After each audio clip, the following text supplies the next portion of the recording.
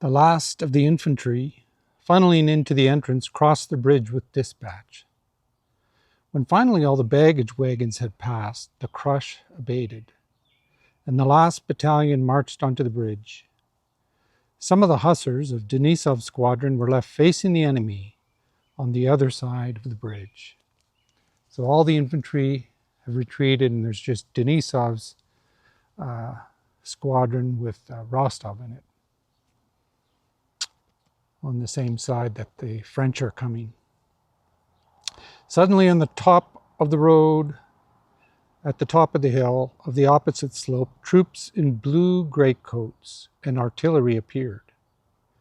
These were the French. The Cossack patrols withdrew, moving down the hill at a trot.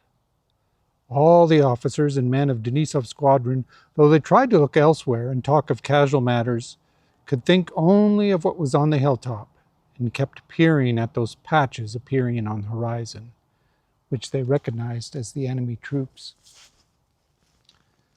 So there's these degrees of just closer and closer and closer. You have your composure, and just in the previous chapter, there's kind of banter back and forth. And here's a degree closer to the battle, and the excitement is building amongst the men.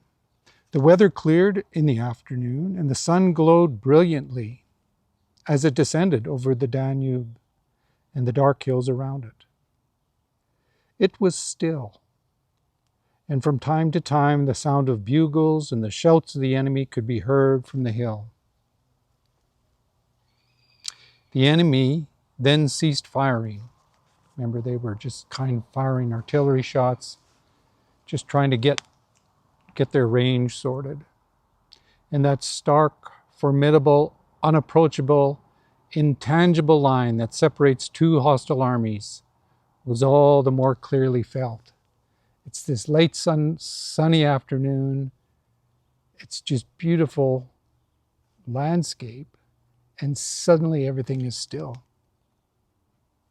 One step beyond that line, which calls to mind the boundary dividing the living from the dead, and uncertainty, suffering, and death. And what is out there? Who is there beyond the field, that tree, that roof lit by the sun? No one knows, and one longs to know. One dreads crossing that line, yet longs to cross it. You know that sooner or later you will have to cross it and find out what is there on the other side, just as you will inevitably have to learn what lies beyond death. But you are strong, vigorous, buoyant, and your blood is boiling, and you are surrounded by equally vigorous, nervously excited men. So thinks, or at any rate feels, every man who comes in sight of the enemy. And that feeling gives a particular luster and joyous zest to one's impressions of all that takes place at such moments. There's something about humanity. If we how do we grab a hold of that one thread and take it out that would take out this vicious type of conflict? And really, we don't know how to do that without also taking out much that we appreciated about ourselves. And so there seems to be this other unexplainable extension of human evolution if we are ever to get beyond war. But see, because here, the very exhilaration and the heightened intensity, it is something these young men not only yearn for, they just revel in. It has a meaning, and it need not be war itself. It could be anything. Let's translate this very simply. Why do people go to exciting, thrilling movies, or stand on the edge of some precipice up on a mountain path? I'm not saying these are the same, but there's similar themes within these that, in fact, being part of the army and standing to face the enemy and bringing into question these very, very fundamental thoughts that people have trouble thinking about coherently, about life and death and meaning and purpose. And here is where it's actually your feet are put to the fire. You know, there's no easy answers to be had here, but it's full of emotion. And it's emotion that tends to win out over cooler, reasoned thoughts and ideas. And here's where these men find themselves. On every face, from Denisov's to the buglers, there appeared around the mouth and chin the same lines of conflict, nervousness, and excitement. Rostov had the delighted look of a schoolboy called up before a large audience for an examination which he was confident he was going to distinguish himself. And Denisov rides by Rostov. "Ah, Rostov," he cried, catching sight of the cadet's merry face. "Well, you didn't have to wait long." And he smiled approvingly, obviously pleased with the cadet. And Rostov felt completely happy. You know, what's Rostov's purpose here? It's in part satisfying his own ideas of worth, value, loyalty, honor, but it's also the credit of those around him. Even more important than the fact that it's the French are the ultimate instigators of this situation between them, between these two armies. So then the two Pavlograd squadrons, so then they themselves cross over the bridge, and the squadron passes by Bogdanovich, the senior officer, and he was the officer Rostov had to apologize to. Taking no notice of Rostov, though this was their first encounter since the Tilinin incident, Rostov, feeling that he was at the front and in the power of a man toward whom he now considered himself guilty, did not take his eyes from him. It seemed to Rostov that Bogdanovich was only pretending not to notice him, and that now his whole aim was to test the cadet's courage. So he drew himself up and cheerfully looked about. It also occurred to him that Bogdanovich was riding near him in order to display his own courage. Then the thought struck Rostov that his enemy, he's thinking of Bogdanovich, who is his senior commander. He's thinking of his enemy. This is superseding the whole thing that's going on. And again, it's just illustrative. And I don't want to be overly critical about this, but just how we are living within our own minds. We are the main character in the story we are perceiving and telling ourselves, even if unconsciously. The thought struck him that his enemy, meaning Bogdanovich, would purposely send the squadron on a hopeless attack to punish him, Rostov. He imagined how after the attack he would come to him where he lay wounded and would magnanimously extend his hand of reconciliation. And then we have these series of officers, first starting with Zhirkov, and then Nesvetsky, and then a third officer, all come down to the Colonel Bogdanovich, and they're kind of wondering, okay, why haven't you fired the bridge yet? And there's this dialogue between the Colonel and these officers coming down, just urgently, fire the bridge, why haven't you fired the bridge? And the Colonel deliberately stopped and turned about. "About the combustible material you spoke to me," he said, "but about firing the bridge you said nothing." And so here was a kind of a colonel who was used to being a stickler for the orders that were given, in as much as it sort of benefited him perhaps. But here again, just on the verge, I mean, like, they're in danger of the French overtaking them, the bridge not being burned, and even here we see miscommunication and how ego kind of gets in the way a little bit.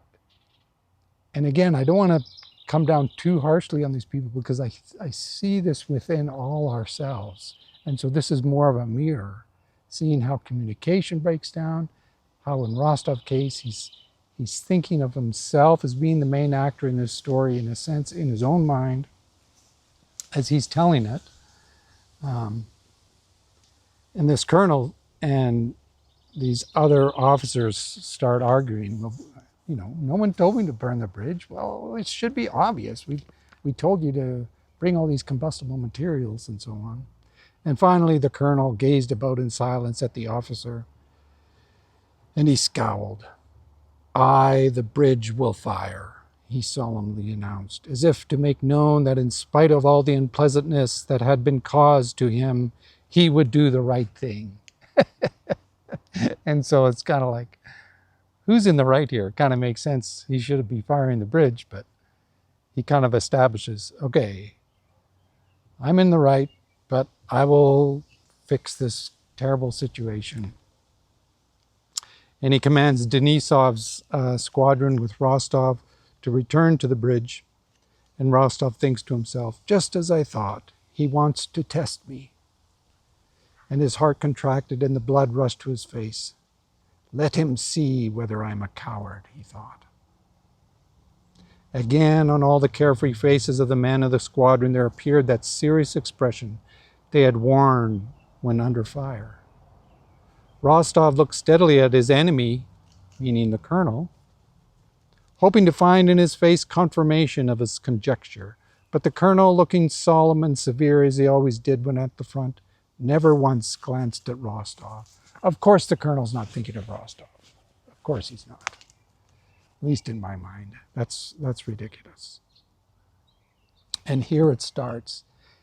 And we're just another micro step closer, but it's a significant step closer. You have these Cossacks ride down to the bridge, then they get off their horses and they're running onto the bridge, most of them with dry straw and things to light the fire.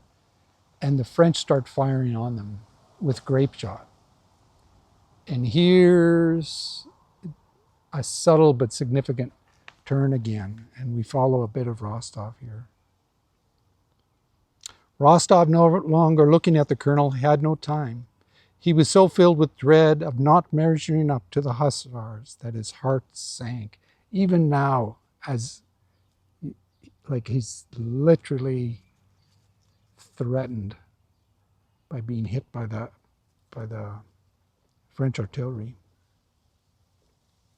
"Stretchers!" shouted someone behind. Rostov did not realize what this call for stretchers meant. And so here he is at the peak of the more romantic moment he had dreamed about, and he's lost it. He's out of control. The nervousness takes over, the chaos, the shouting. His brain can't quite comprehend. It's his first time in these situations, and he's fumbling about. And meanwhile, we go back up the hill where Nesvetsky, Zhirkov, and these other officers are, and they're glancing, they're watching this whole thing.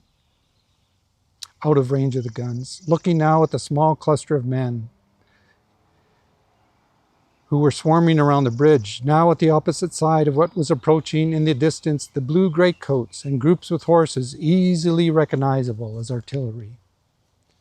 Will they burn the bridge or not? Who will get there first? Will they run up to the bridge and fire it? Or will the French get within grapeshot and slaughter them? These were the questions every one of the troops on the high ground above the bridge could not help asking himself with a sinking heart. So it's kind of like this horror movie they're watching, seeing the enemy come.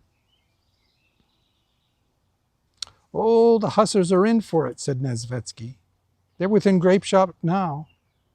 "He shouldn't have taken so many men," said one of the officers. "In fact," said Nesvetsky, "2 brave lads would have done as well. I mean, just zip 2 guys down there, light the fire, and get the hell out of there."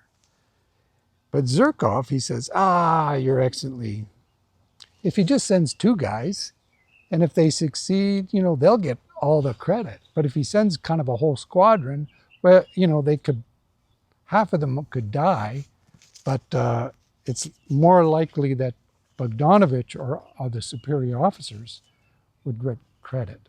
And so it's kind of like, if it's a numbers game, the higher commanders get it. If it's just a single one or two cadets doing something heroic, they get the credit. And so this is how Zhirkov is thinking, not unlike Rostov, kind of telling this story in his own mind, wondering how he can be the center of it. So he's given credit to Bogdanovich, even though that may not have been Bogdanovich's idea at all. It certainly is Zhirkov's.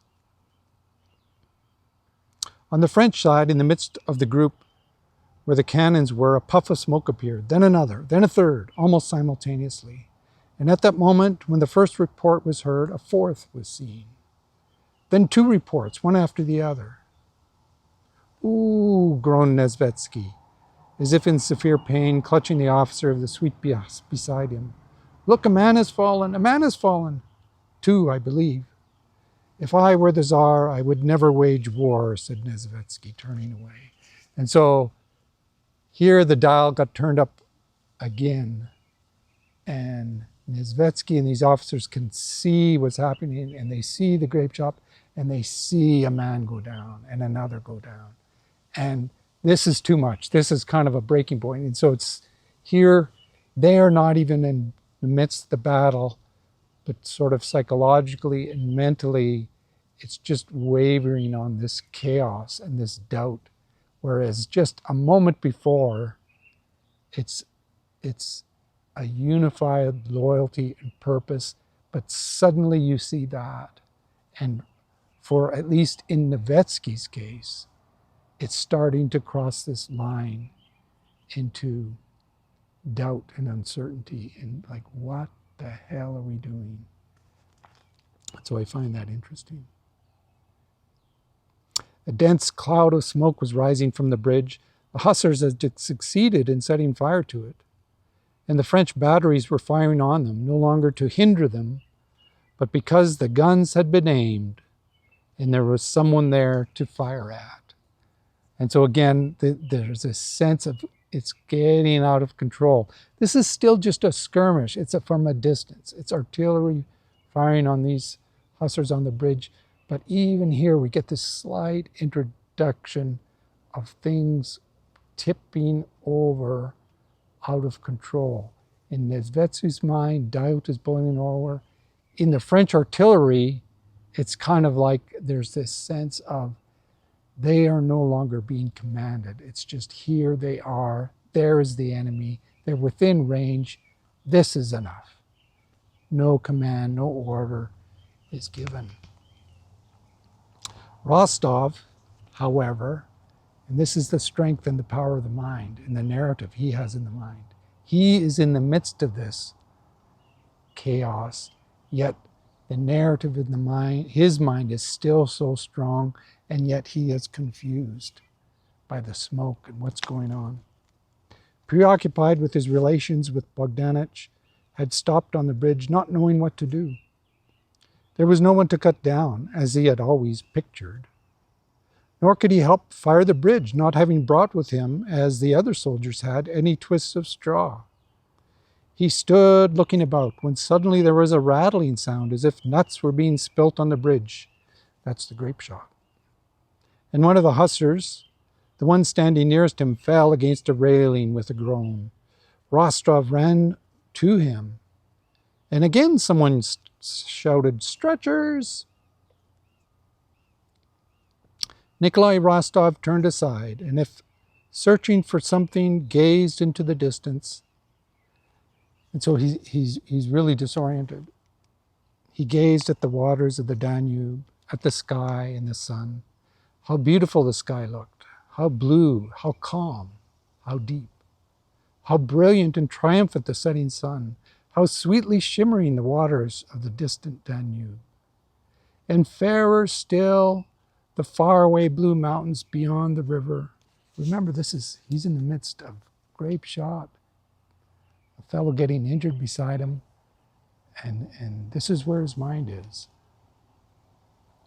Fairer still, the faraway blue mountains beyond the river, the nunnery, the mysterious ravines, The pine forest filled to the treetops, veiled to the treetops in mist. There all was peaceful, happy. I could wish for nothing, if only I was there, thought Rostov. And he's just having these, almost like a spiritual experience in the midst of this, such emotional intensity. And then at that moment, the sun was hidden by clouds, and more stretchers appeared, and the fear of death, and the stretchers, and the love of the sun and of life, all of it merged into a single sensation of sickening anxiety. And so it's kind of turning. It's turning in Rostov's mind. All the hussars ran back to the men holding their horses, so they're retreating now. The bridge is on fire. Their voices sounding clearer and calmer. And so I'm going to just reread that again. The hussars ran back to the men holding their horses, their voices sounding clearer and calmer, and the stretchers disappeared from sight. And so it's just like, here's this group of men sent to the edge and then beyond, and most of them are still functioning, but it's just this verge of chaotic activity. And then they just retreat back to the bridge, get to their horses, and it's just like this needles just wavering. And they just are able to, run back a few meters to their horses after the bridge is fired, and their voices are calmer and steadier. It's just such a fine line, emotionally, psychologically, and it's like the direction they're doing and just the perceptions. And Rostov thought he had totally bungled it, and he's just depressed. It's all over, and I'm a coward, thought Rostov. And with a deep sigh, he went to the groom and took his horse and started to mount. And Denisov comes running by. "Whoa, that was grapeshot," cried Denisov. "You were brave, and that's nasty work." And Denisov rode up to a group that was standing not far from Rostov, composed of the regimental commander, Nesvetsky, Zherkov, and the other officers. And here's Rostov. Wait a minute. Again, he's not even thinking about the task they had before him. What has Rostov thought? It seems no one's noticed, thought Rostov. And indeed, no one had taken notice, for everyone was acquainted with the sensation that the cadet under fire for the first time had experienced. And Zherkov, he's like just real excited. The bridge is on fire. Whoa, I think I might get a promotion for this. And same with Bogdanovich.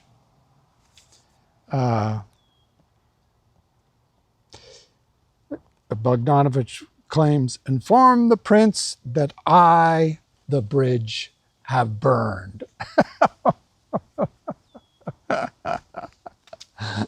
Oh, what is there to say?